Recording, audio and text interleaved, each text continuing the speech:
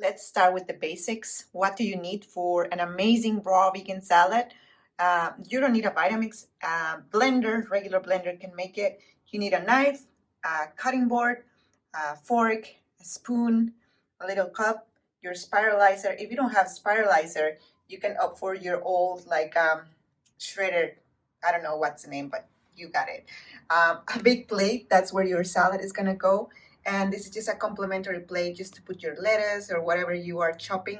You have a place to put everything meanwhile, all right? So yeah, let's start. So now it's time for the dressing. What you're gonna put in your blender. So basically, I have here just a tiny bit, probably it's a quarter of almond milk. Almond milk already that I have in my fridge. It's just a tiny bit, okay? It can be raw, from raw almonds, or it can be just plain pasteurized almond milk if you're not, you don't have to be super strict for the dressing. But if you wanna be raw almonds is the solution to get this milky consistency. So in the milk, sorry, I cut myself yesterday. So in the milk, we're gonna put 2 tablespoons either of chia seeds or 2 tablespoons of flax seeds. You can choose one day or this the other day, or you can mix 1 and 1, whatever, it's up to you. Don't put more than that, you don't need more than that. So let's do it, and that's the first part. Let's make this moist, let's make this activated. So let's do this. So you can see here I'm adding my chia seeds to this milk. So it's very important to cover them so they get activated, okay? So just mix very well so all of them are in the milk, okay? So that's gonna be sitting down. Meanwhile, we chop all our veggies. So that's 1 spoon. Now, I like to mix both, so I'm gonna add a tablespoon of this. Here we go, 1 tablespoon of sprouted flax seeds. Doesn't have to be sprouted, doesn't have to be milk. You can do this beforehand if they're whole, the whole seed, so you can let them sit and get moisture or moist basically and activate it. That's very important because that way when we blend it, all this nutrition is gonna get into our bodies easily. Okay, so let that sit in along with our date. I like to have my dates kind of hydrated before blending them for more like a creamy consistency. So take the pit, don't forget that, then add the date, okay? And let it sink, and let's chop the rest of the ingredients. So you have that sitting in there. Now it's time to add to the blender the rest of our dressing. So let's start with the lemon juice. You don't want to add it here. I mean, you can just add it to the blender just to begin with, you know, lemon juice. Take the seeds before. I did it before. So if you blend the seeds, it's gonna be super bitter. So watch out. Let's take that seed away. I don't want my seed in my dressing. So yeah, just blend it. Okay. Oh, there is one. Okay, I like spicy stuff. So I tried this chili beforehand. It's not super spicy. So I'm gonna add half of it. If you don't like spicy, skip that step, okay? But I like spicy. Now, let's add a little bit of our spices. I like to mix turmeric with black pepper because the black pepper enhances the absorption of the turmeric. So just a little bit, you know, not too much. So we can either add it here or here. It doesn't matter. I'm gonna add it here just for the sake of mixing everything together. Just a little bit, not too much. That's enough. That's enough. You can add fresh turmeric as well if you want, if you have it. If not, you know, powder. And then just a little bit of pepper, like that. That's enough. I think it's too much, but anyway, that's good. So let's blend it and just, yeah, let it sit, all the ingredients together, getting activated. Now let's put in the blender our mango, our avocado, and a little bit of the paprika as well. So why not? Let's add the paprika at once. Let me just take a tiny bit, just with the other side of the spoon.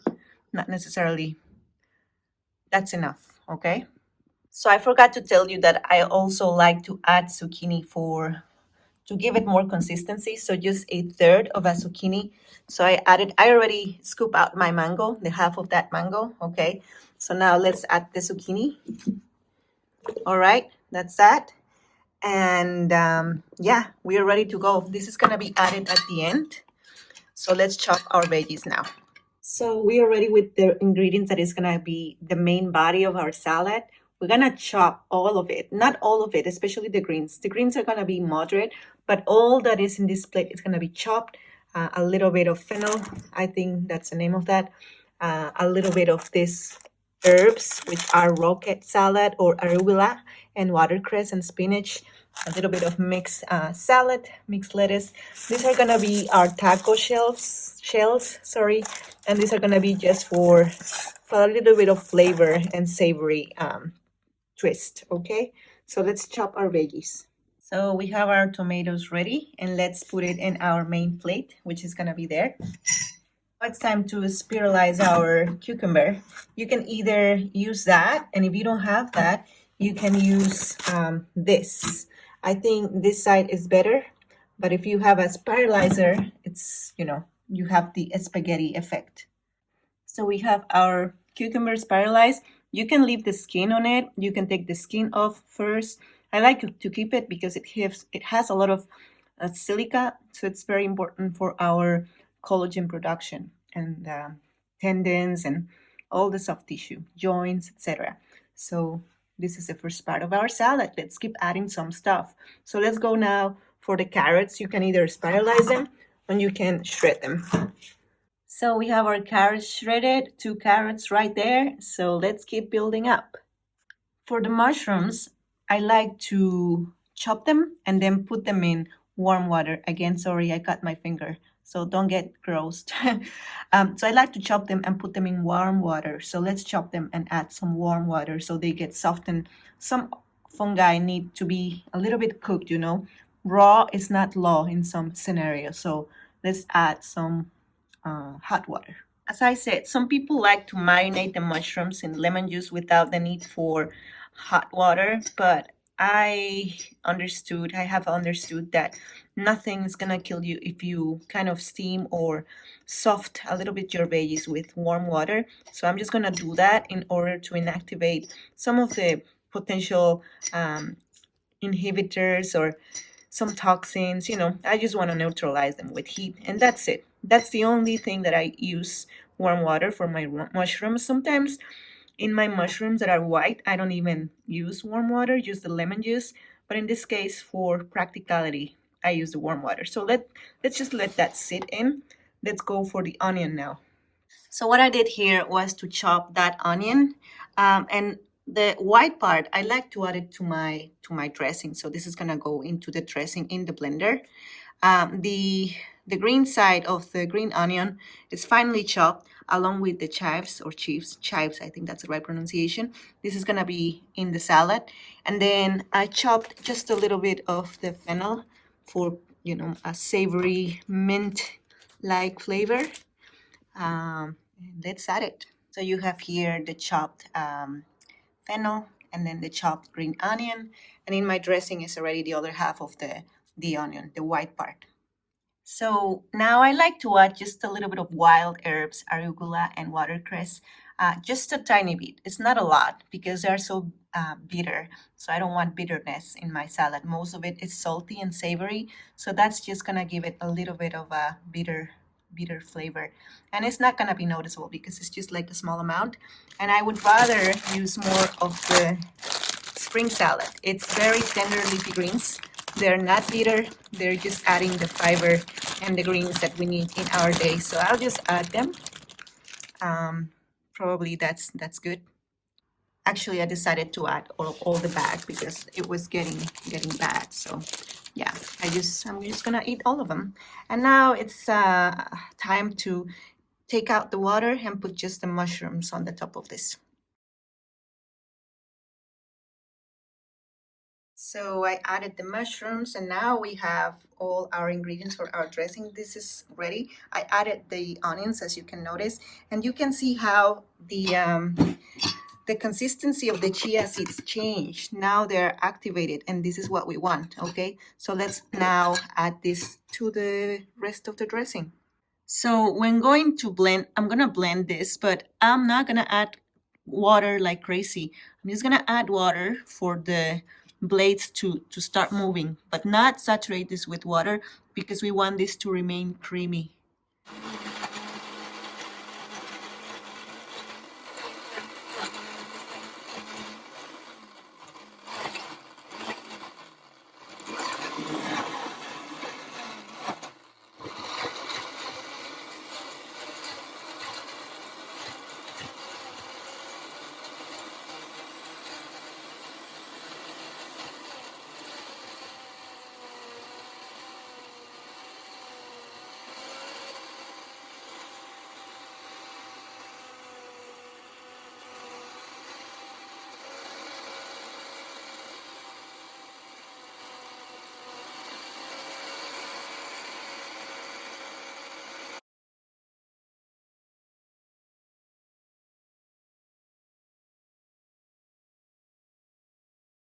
All right, so we added the dressing. You can see how creamy it looks. So now that you empty the blender, you can start mixing up all the salad to get like a very, very homogeneous or homogeneous texture.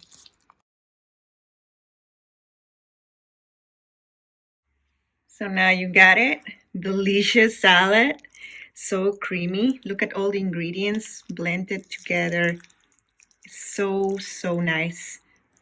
So nice. And what you can do now is either use your fork and start doing this. So it's gonna be a bite of your spaghetti, right? You can eat like that.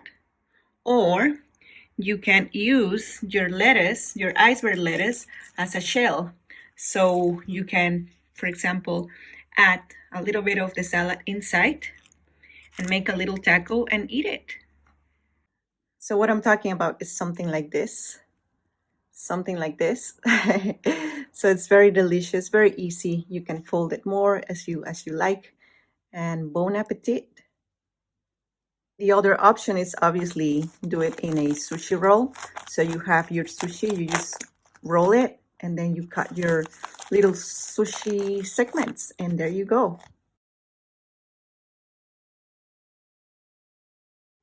I'm telling you, I'm telling you, there you have a sushi burrito, or you can do like little sushi segments, little sushi rolls. Enjoy, friends. Excuse, you have a big salad, it's gonna satisfy you. If you think that you cannot eat this, well, I'm gonna prove you wrong because I'm gonna finish this. And I'm gonna be satisfied for the rest of my day. Usually I have this early, like before 7 p.m., so I can digest this in 3 hours or more. And I go to bed without food in my stomach and I sleep like a baby.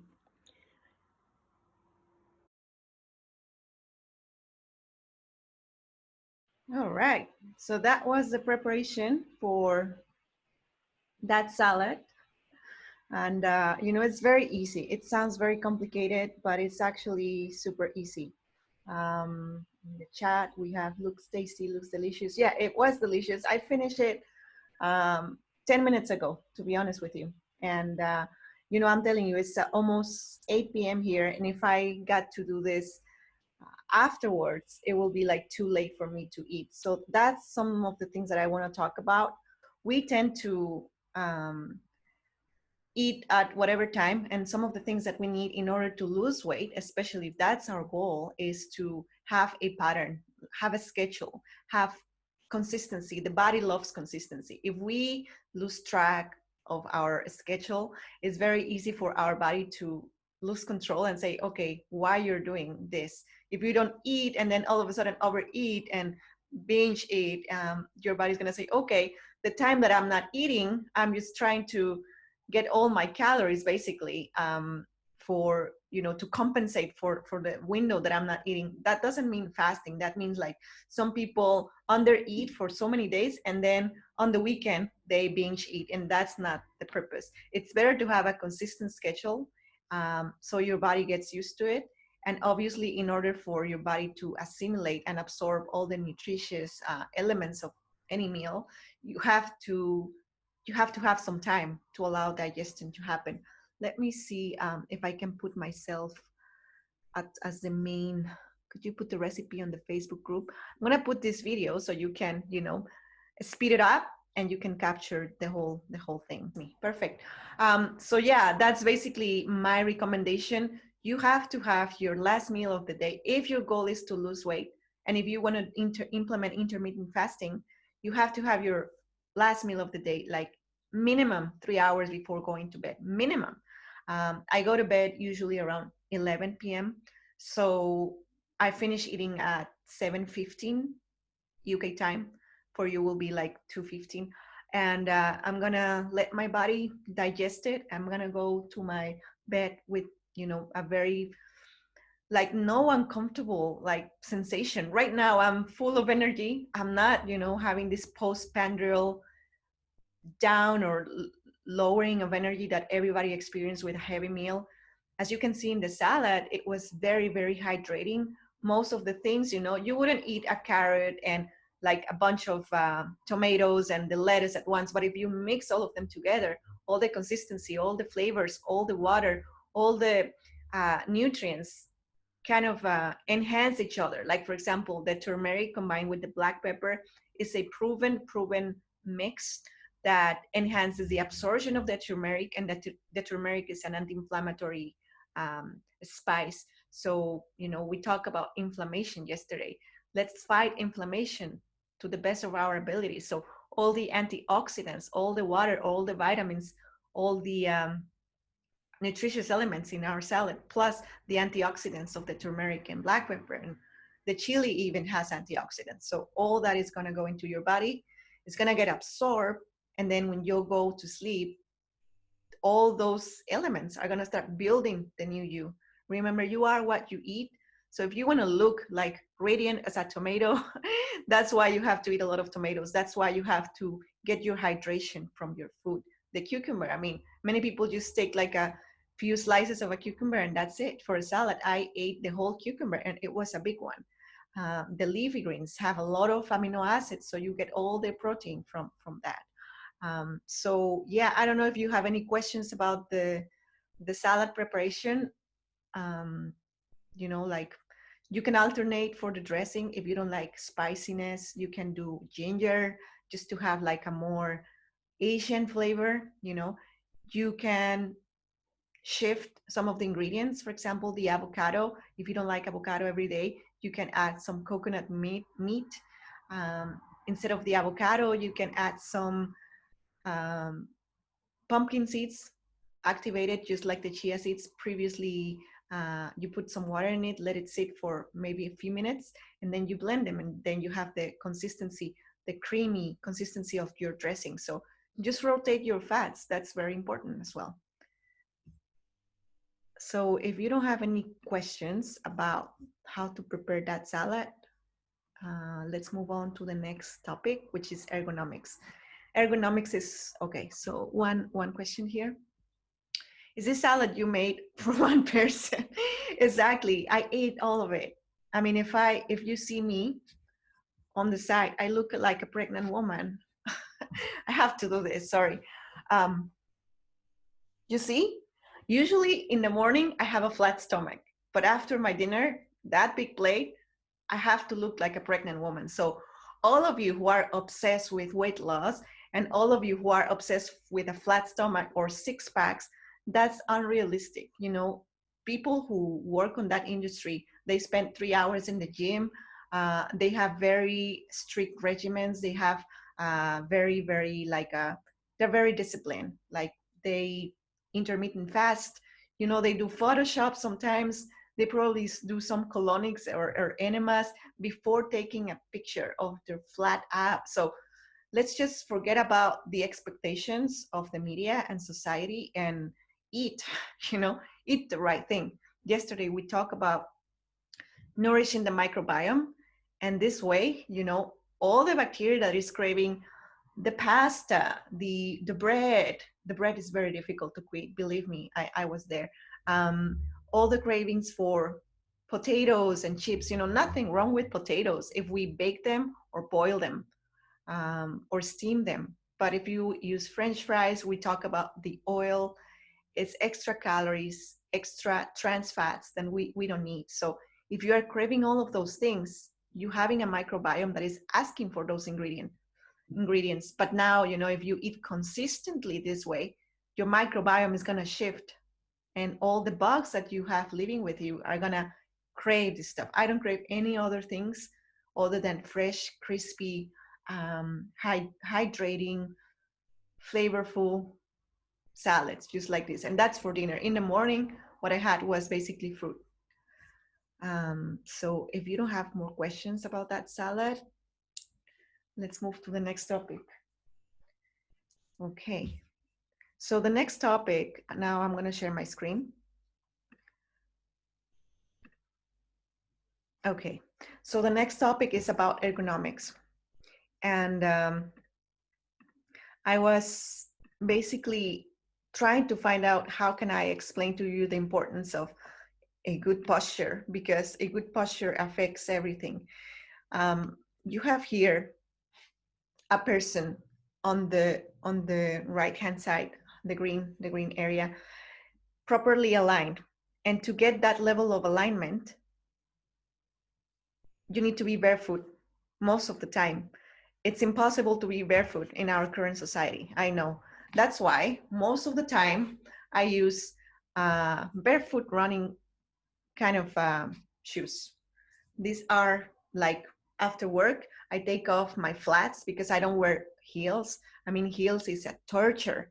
Who invented the heels? Yeah, women look more attractive. I use heels for my job interviews. I use heels for like medical conferences, congresses, meetings, stuff like that.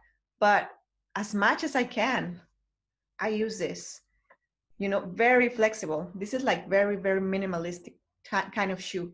And that's something super important because many people do not associate their posture and their alignment with the type of shoe that they are wearing.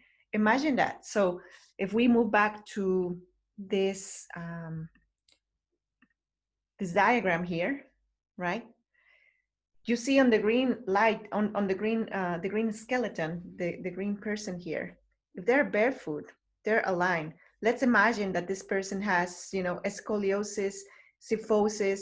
Kyphosis is when you kind of put your head ahead of your body mass, and then there is a big curvature in your upper back, and then you kind of protrude your stomach upwards or forwards, and then you kind of tilt the pelvis.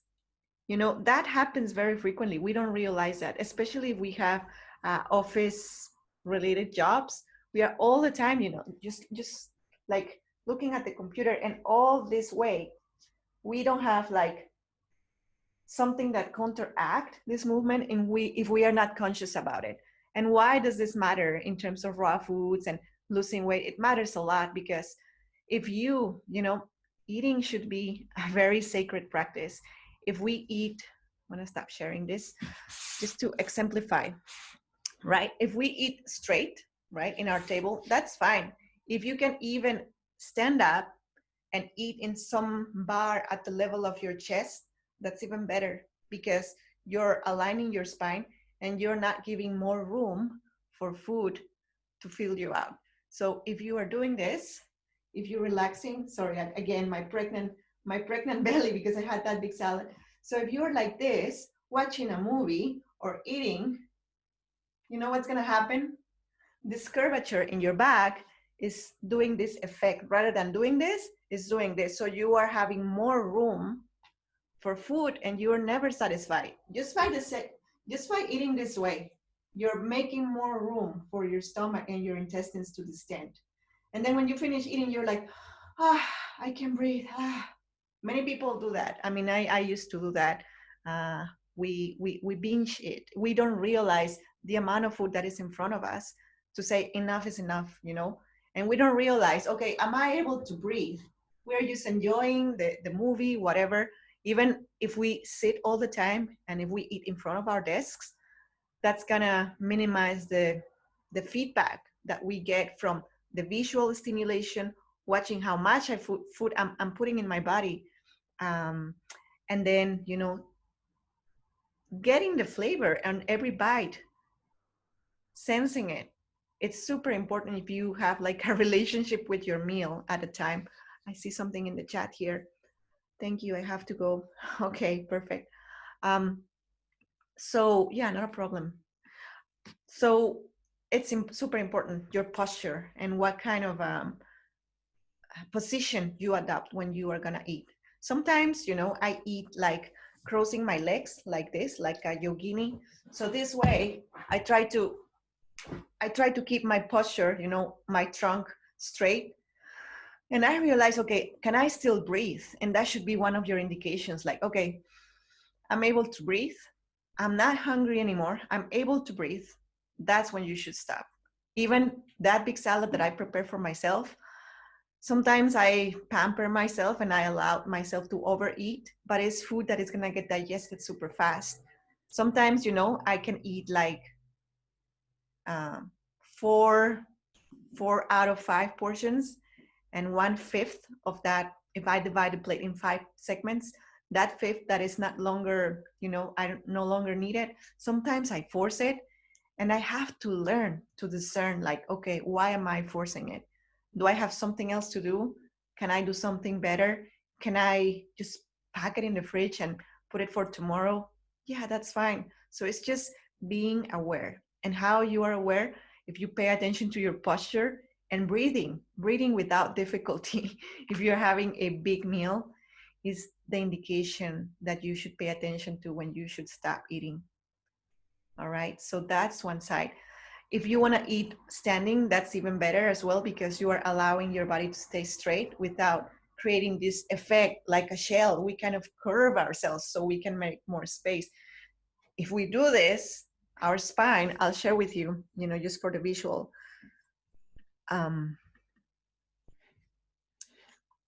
Yeah. So if we, let's see, sitting spine lateral view. Let's see if something shows up. Yeah, excellent. This is the perfect picture. If we sit this way, look at how the curvature in our back is making more room for our lungs to keep breathing without noticing if we are already full or not. And if you straighten your back, the column, the spine, is going to push the lungs to the front and it's going to tell you, I cannot breathe anymore. So you should avoid this posture at all, anytime that you sit to eat, okay? That's the importance of the ergonomic when you eat. That's the importance of how you determine when you're satisfied and the right amount of food that you should eat every time. You should be able to breathe. You should be able to stay comfortable. You should be able to stand up and walk without like, oh my God. I hope that's, you know, I make my message clear. So that's importance of sitting properly, breathing, remembering to make a connection with your meal. The other thing about shoes is that if you're wearing constantly some heels, you're gonna put some stress in your joints, especially in the ankles, that transfers into the knees, that transfers into the pelvis, that transfers into the every single joint in your spine. So just make the conscious effort to start transitioning from wearing heels or high platforms to a more flat, stable posture. You know, the orthopedics and all the like what's the name? The things that you put inside your shoes to make different corrections for flat feet or things like that. You know, they're just Band-aids. I mean, some people really need them, like very severe cases, but most of us have like flat feet and flat soles, and we don't exercise our muscles in our soles. How do we expect this to be corrected, right?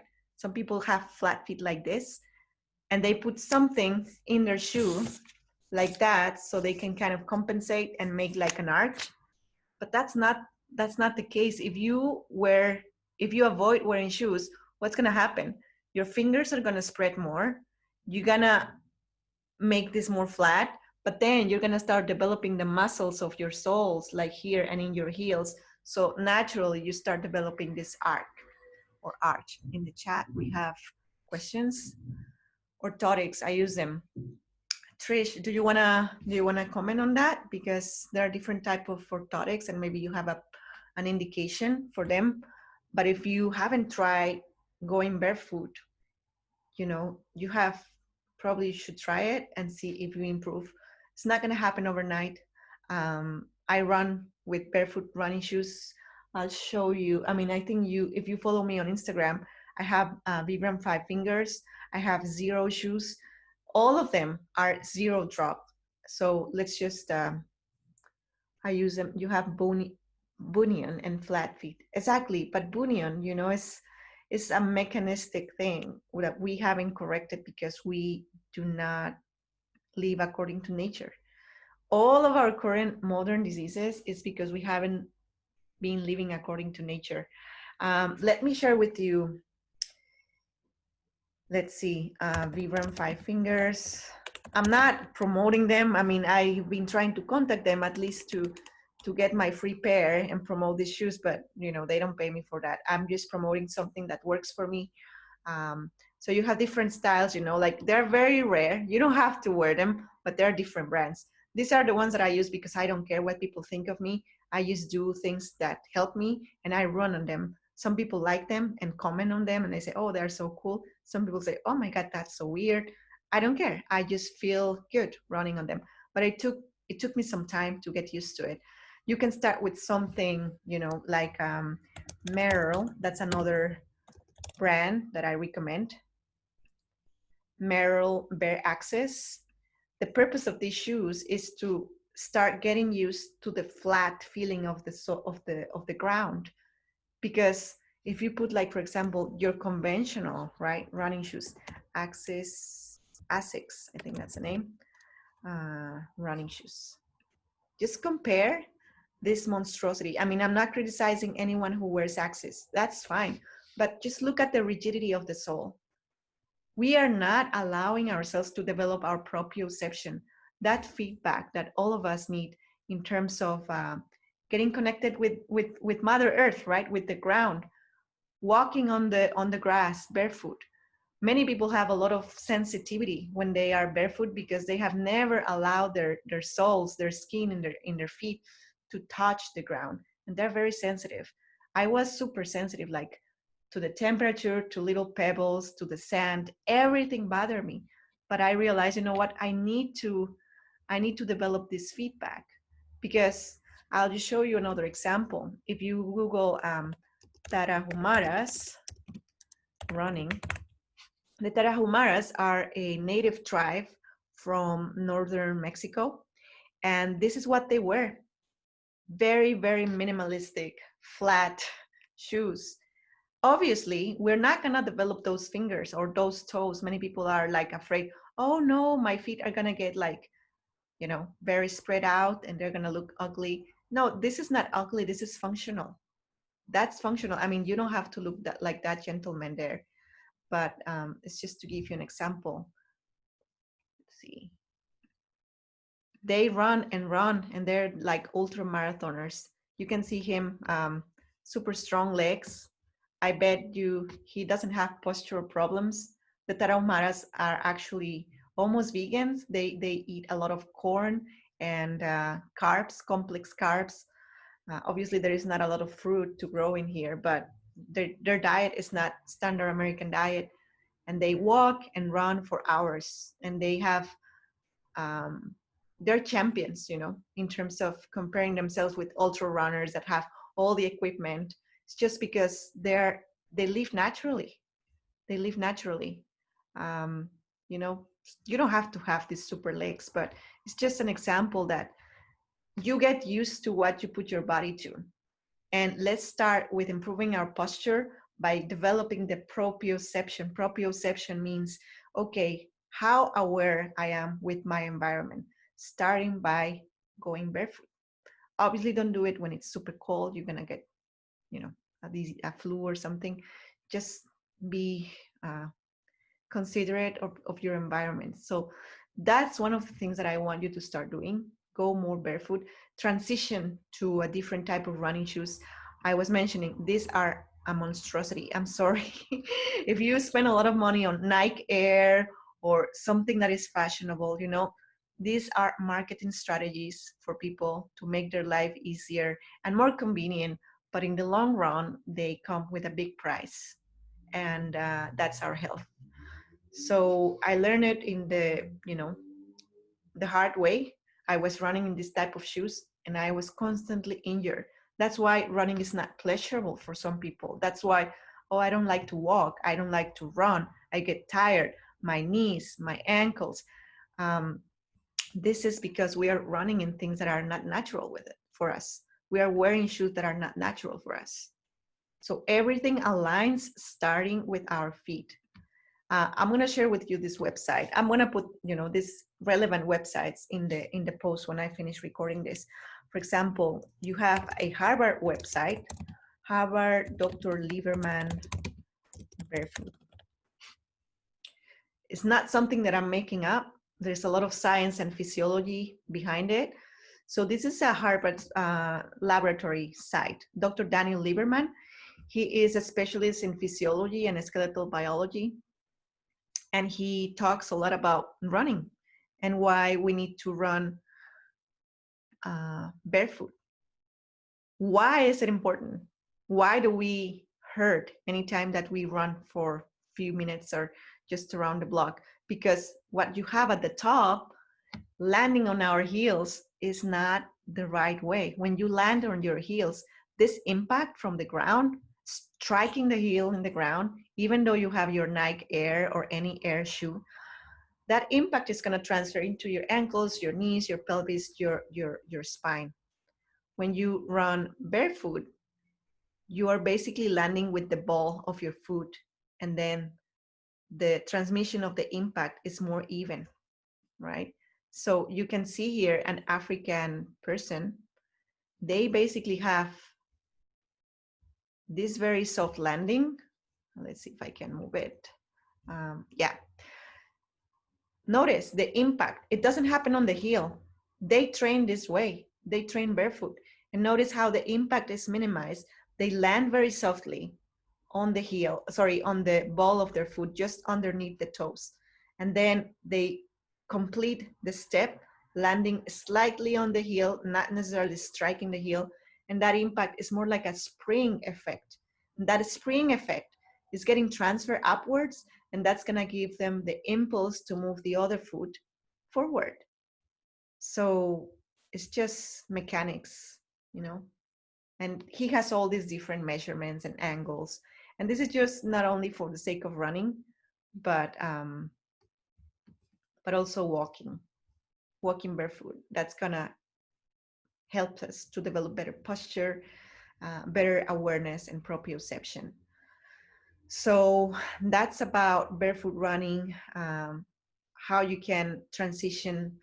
In terms of transition, I would recommend, if you are considering changing your shoes, don't go from this to the Vibram 5 fingers, because that's gonna hurt you. That's gonna hurt you a lot, and there's so many vibration Vibram 5 fingers. There are a lot of lawsuits against this company because people starting wearing like so fast, and obviously they didn't transition. So don't go from this to this. There are transitional shoes like Merrell. That's a good brand. Again, I'm not sponsor or anything, but you should start with something like this. Merrell Bare Access, is diminishing the encasing of the foot.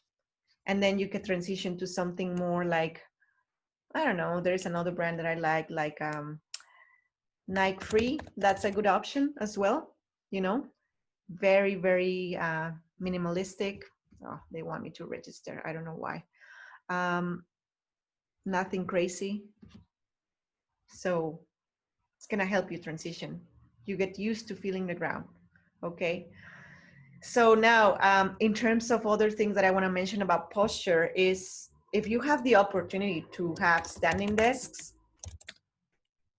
that's very important, because some of the diseases that afflict us, like osteoporosis, is because we are always sitting. We are always sitting, and we are not enhancing our muscle tone. we are not putting pressure in our bones. If we sit, the gravity that we need in order to keep, our muscular tone, and therefore transfer that tension into our bones, it's not there if we sit all day long. So in order to avoid osteoporosis, it's important to stay standing, to do things while standing, walk around, move a lot rather than just sitting all day long. So, we wake up, we take the car to go to work. If we have a sitting job, we sit all day long. We go back home, we take the car, we take the bus, we take the public transportation, wherever. We come back home, prepare food, we sit again to eat, and we relax sitting again, watching the TV or the computer. So when we are activating our muscles, all right? So as soon as you incorporate exercise in your life, as soon as you start incorporating some weight bearing exercises, doesn't have to be like a lot of weight, just few dumbbells, something, even if you don't have money for that, you can just fill with sand some bottles and start doing that. If you don't want to do that, you can start carry stuff from the grocery store. Now that it's summer, there is no excuse to use the car all the time. um, and yeah, I mean, if you follow John tomorrow and Friday's routine, you can ask him, like what kind of resistance training and I can incorporate into my life just to start developing the muscle tone. And if you start developing muscle, it's more easy to lose weight because muscle uses a lot of energy. And you can eat more sometimes. I do that because I run every day. When I do resistance training, weightlifting, I eat even more. And, it's not, I don't do it for the sake of eating more, but it's another incentive. You eat and you don't feel guilty, you don't feel like, oh my god, how I'm going to burn this out, because you know that you're going to be exercising. So it's super important to incorporate daily exercise. Probably 3 or 4 times a week is great to begin with, but daily movement is what's crucial. Okay, so that's basically my ergonomics talk, why it's an important, um, starting barefoot, starting having the awareness when you sit. And then if you have a sitting job, alternate. You know what I do? If I'm sitting for a long time, I take breaks to the restroom. Even if I'm not going to the restroom, I go to the restroom, and I choose the big one, like the one that is for people with different capacities. And I do sit-ups, I stretch, I put my hands on the wall, I stretch my spinal column, I do I do a lot of stuff. I do push-ups on the wall, I breathe, I go out. If you don't care about what people think of you, you can do any kind of thing outside in the grass. I do it sometimes. People don't care. There's more and more awareness and this culture of, yeah, we need to stretch, we need to take breaks. And that's very, very important. Take the sunlight. Okay, I'm going to the cafeteria, I'm not going to buy anything, but just for the sake of walking.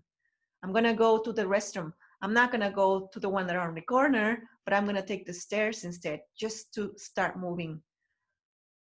Those are little tips that I can give you that I practice personally, besides my exercise, because it's important to keep the circulation going. Like John manages a lot of energy, right? How energy moves, etc. Well, that's a good way. Sometimes we want more stimulation, and we stimulate ourselves with food. All the time we think about food. We have an oral fixation to have something in our mouth, and we are not hungry. We just want to entertain ourselves with something. Well, entertain yourself going for a walk, climbing the stairs, deep breathing, thinking positively, forget about the cell phone, just contemplate the leaf that you have next to you and appreciate the lines of the leaf, like the little details. That's where happiness relies on. It's just like appreciating everything that happens around you, and you're going to be a millionaire. Money, abundance, popularity is nothing. Like people who need to you know um show that to the world is because they're empty. Sometimes they need to show that so people think, oh, they're so popular, so happy. No.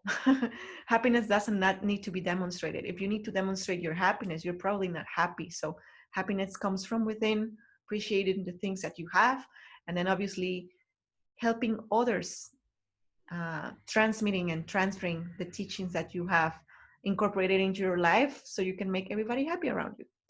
So I'm digressing, I guess, from the ergonomics talk, but everything is connected. Everything affects everything else. So I think that's, you know, enough in terms of what you can start incorporating in your lifestyle. And let me know if you have questions.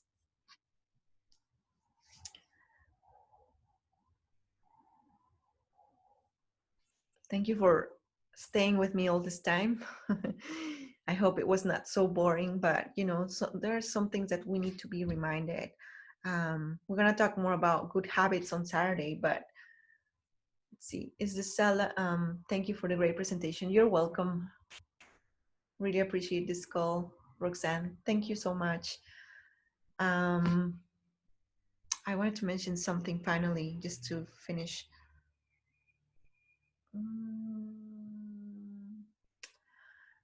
What's about ergonomics? Walking. Oh yeah. If you have the chance to use a bike to work or to do your groceries, use a bike. That's a very, very good way to keep moving during the day. You're welcome, Art. Can you recommend any sites with more recipes? I have my, you know, I don't have the recipes per se. I'm working on developing a recipe book so you can have more variety. This is just an example, but you can become more creative. Alternate the veggies, alternate the dressing ingredients, and you're gonna have a different salad every single day. But I'm working on developing a recipe ebook. If you want more inspiration, you can just, I'll share with you, you can just open Instagram. You don't have to have an account, or maybe just register. You don't use fake data, you know, you don't need to show yourself all the time. You're using this as a tool, okay? If you enroll in Instagram or something, you use the things as a tool. So this is my Instagram. If you haven't noticed that I have an Instagram, it's RAWVEGANDOCTOR, and I post like stuff like that. So you can get an idea of what you can add to your ingredients. Like in this case, I added some cauliflower, some, oh, I forgot what is this. So in this case, I added yellow tomatoes, some cabbage, purple cabbage. You know, it's always almost the same because the base of my salads is tomato and cucumber. It's kind of like my staple.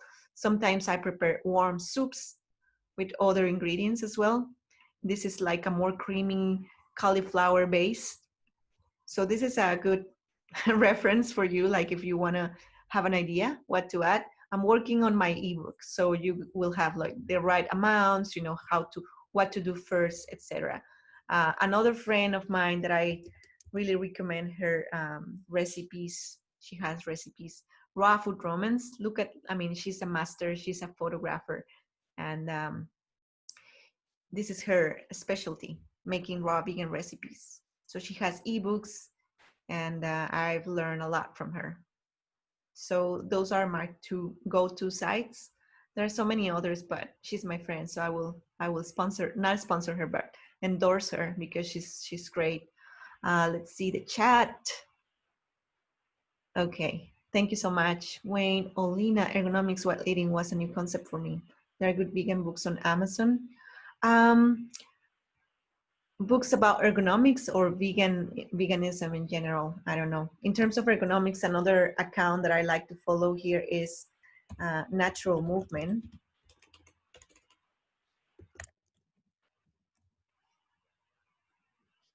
So Natural Movement is basically people who, you know, flex.